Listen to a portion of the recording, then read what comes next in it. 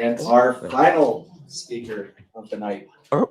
is also a senior software engineer at Etsy. She's coming in from Brooklyn, New York. Where does it go? My neck of the woods, yep.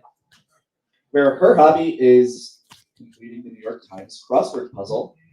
And amazingly, like this is really impressive, her streak is 884 straight days of completing the crossword puzzle. Tonight, she's excited to show off some of the performance tooling she's built at Etsy. So reap us in your round of applause for Terry Ocean.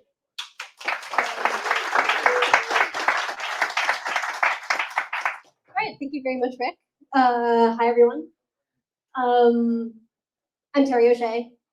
I'm going to say a lot of the things that Rick just said. I'm an engineer on the web performance team at Etsy, alongside David, whom you just heard from a talk or two ago.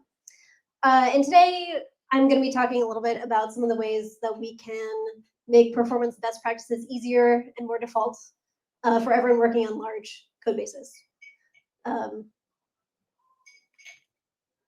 So apart from tasks like collecting and presenting perf metrics, which David talked about, and otherwise kind of making site-wide global enhancements for performance, a lot of my time as a performance engineer at Etsy is spent guiding all the non-performance engineers, aka product engineers, who build out our website every day. So there's a grand total of 4 performance engineers, who you can see on the slide, and there's something like 800 product engineers, others. So we're outnumbered. Generally speaking, these product engineers do want to write performant code, right? The thing is, their work also needs to be accessible and bug-free. It needs to be tested, vetted by designers and product managers, and finished before the sprint is out. So they have a lot of demands on their time, a lot of best practices to remember and to juggle, and a lot of competing interests to balance. And I think, in my experience, it's not really realistic to expect all 800 people to keep up with the latest developments in web performance. And it's also not realistic to expect the members of our team to give everyone kind of personalized help. And this is a real problem. So beyond the usual tactics, things like writing documentation or kind of sharing useful links or consulting whenever questions or aggressions arise, what do we do if we want to keep our rapidly changing site really, really fast? I can share a few strategies that we fit on at Etsy to kind of chip away at that problem. Okay, one. Simple, but it's worth mentioning. So lint or automate whenever you can, at least for those really easy to find, easy to fix bugs. So our example from Etsy is as follows. Most images on our site are supplied by buyers or by sellers, and that is kind of a separate process, but occasionally we will have engineers who have to incorporate their own kind of custom brand images, usually provided by like a designer. And the process for adding those to our site is that we'll have engineers kind of upload those files to an AWS bucket, and that will kind of spit out an S3 URL, which they can then embed on the site. But rather than serving those images directly from the S3 bucket, which is what you see on the top, we strongly prefer it, and it's more performant for them to serve it through one of our CDNs. These CDNs provide caching, kind of image optimization, other kind of perf goodies for free. And pretty much all we have to do to leverage our CDNs is to more or less change the asset domain to be i.etsystatic.com. But the problem is adoption, right? So for a long time, we've just relied on documentation, asking engineers to pretty please change the URLs before putting it into our HTML. And predictably, this wasn't super successful.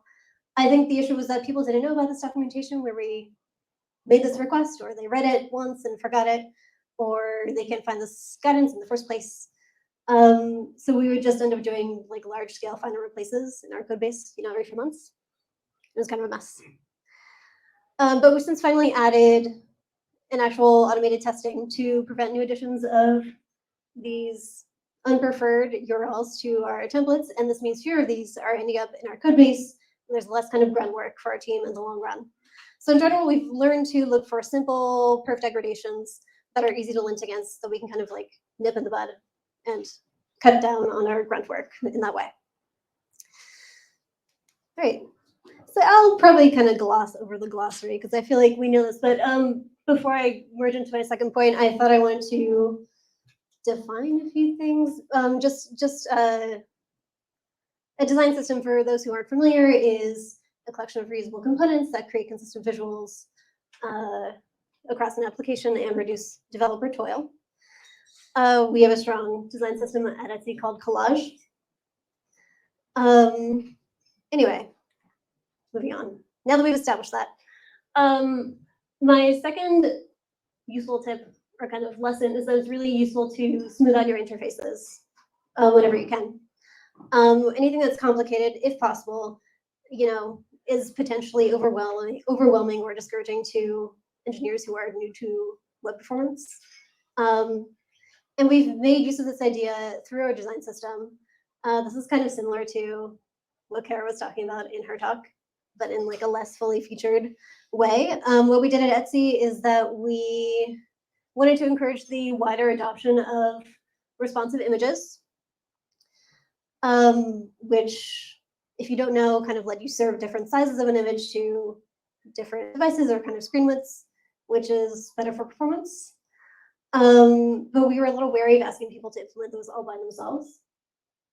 So what we did is we built this component into our design system that lets people pass in a small number of inputs, like a base URL or image URL of any size, and kind of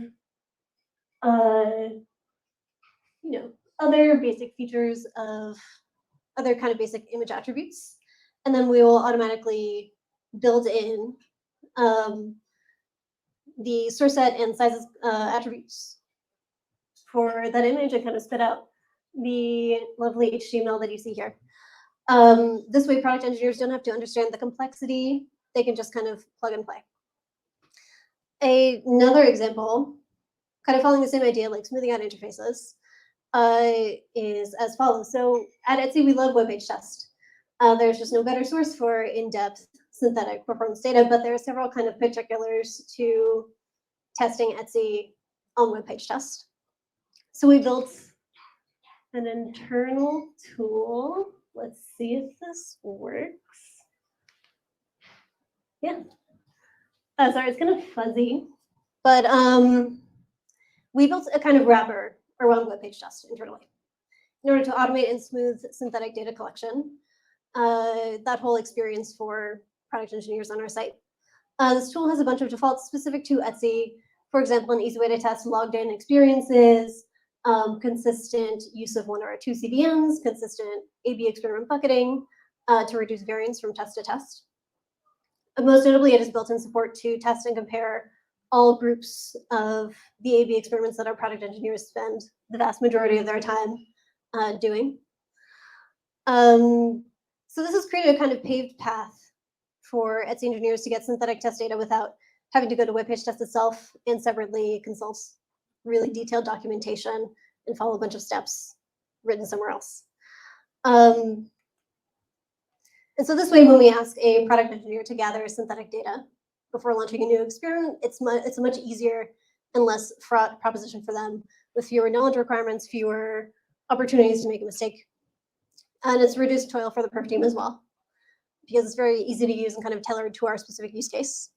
So again, we're smoothing out the interface for everyone's benefit. Yeah. Thirdly, I thought I would talk about kind of the idea of reducing decision space, which is to say the idea that it's easier to act when you have fewer choices to deliberate between, or when you minimize the number of choices that you have to make in the first place. So the specific example that I wanted to call out from Etsy has to do with image lazy loading. So we know that it's often beneficial for images to be lazy loaded below the fold because it reduces bandwidth contention, also load on the CDN serving those image assets. For a long time, Etsy engineers would use a certain JavaScript library, which you can see on the left, in order to lazy load. And this worked fine. But at a certain point, the browser support for native image lazy loading on the right, where you just kind of add loading equals lazy to your image tag and kind of let the browser figure out the rest, became broad enough that we began recommending that engineers use the native option instead, thereby reducing our JavaScript complexity. But Etsy engineers in the wild, of course, were still relying on the JavaScript version. They were copying existing code, and they were just kind of remembering what worked fine in the past and will probably continue to work fine. So our normal MO at Etsy, sadly, or I mean, at least sometimes, is just kind of to let deprecated code linger around in the code base for a long time, maybe adding a code comment saying, please don't use this, hoping that people just kind of realize what to do. We instead thought that it was feasible here to, in one fell swoop, convert all remaining invocations of the JavaScript library to native and remove the library from our code base entirely. I think, yes. And that is what we did. And this is like a super simple tweak. Didn't involve a ton of work, but by removing that library, we forced engineers towards the correct choice and away from that deprecated pattern. And we're also kind of reducing the number of decisions, like they don't have to kind of deliberate between these two. They can see the one clear right answer. It's really useful to have an opinionated, simple, canonical way of doing things. So stepping back, we've seen how Etsy's used automated checks, simplified interfaces, and reduced choices to make our jobs and the jobs of non-performance engineers a lot easier. And of course, it's worth pointing out that many of these solutions are tailored to the particulars of Etsy's code base. It would be difficult to automate generalized performance solutions, but hopefully these examples can kind of inspire you to make similar changes in your own code base. And I also think these lessons might be applied beyond web performance to, say, accessibility, to test coverage, or any other aspects of web development that may fall by the wayside for a hairy product engineer. Anyway, let's use these and 1,000 small improvements to build a faster, more delightful internet. Thank you and good night.